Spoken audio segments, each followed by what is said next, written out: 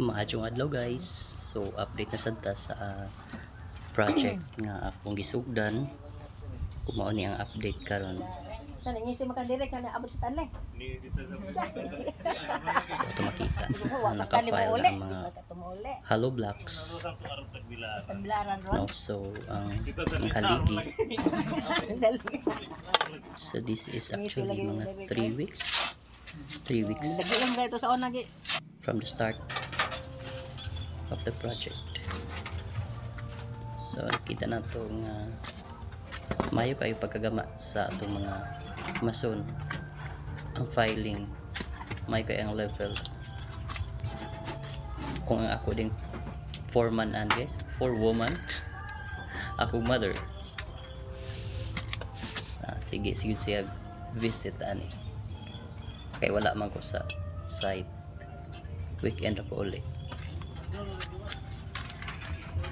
So nakita na to nga dako man eh kwarto ha, dako pagkakulangan ng project. Of course na kanon ni akong mother father nga nagmonitor sa trabaho. Inyo kasaligan na kayo ang mga panday kay wala gitungod without supervision wala ba ako sa di man site. itungod. But they are still very diligent of the work, very honest. Lagi na wala sa materials. So kana aron guys, naggama sila og kuan, adugang sa haligi ba para ligon. Sumpay-sumpay ra nila. Wala gyud ka usag buhos.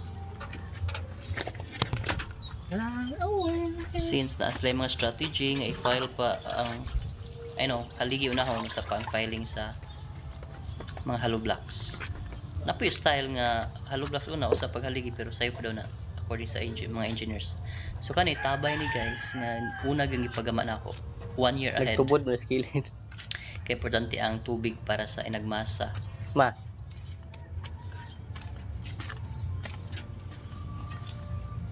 Naihuno bas tabay. Nalagi, doko magadi ka bu. Tubod sa tabay. Sorry ta guys, tanaw na to unsa ba. Lubog no. Ani. Okay ra to tinaw. Tinitinaw man ha. Oh, tinaw na? Kuha ni lubog kay ag kunog nas kilid. Kuha nila pilang bullet. Kung tinguan daghang tubig pero tingin ito. Pa mo na. Hunog di ay.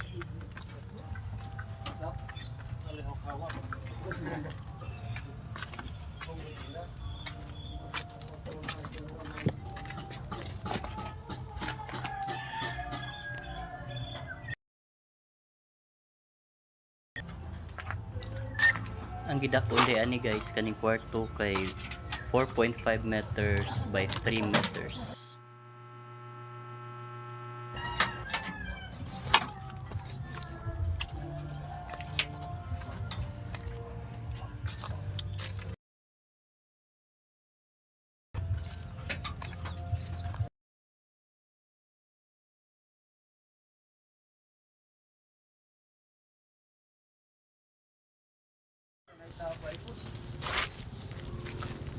Pagama kong tabay. Bunga man. Hunog. Tama ba?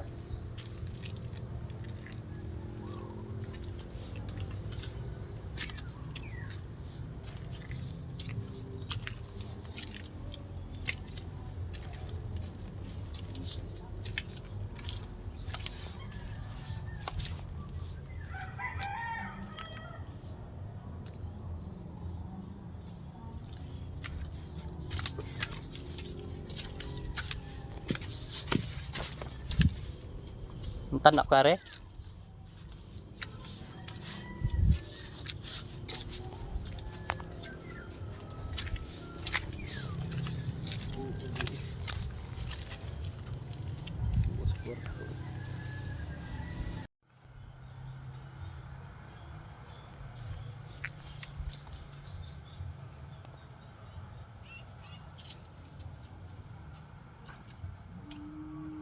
Yung sa nag-deliveran na hollow block.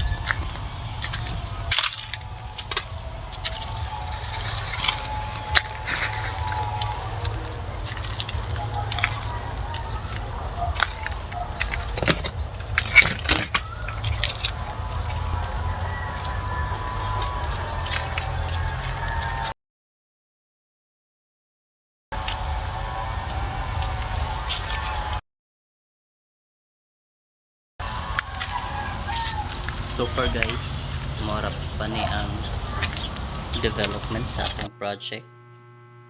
It's just a small house. So, medyo kinulang tayo ng budget guys. Ito lang muna. And thank you for watching.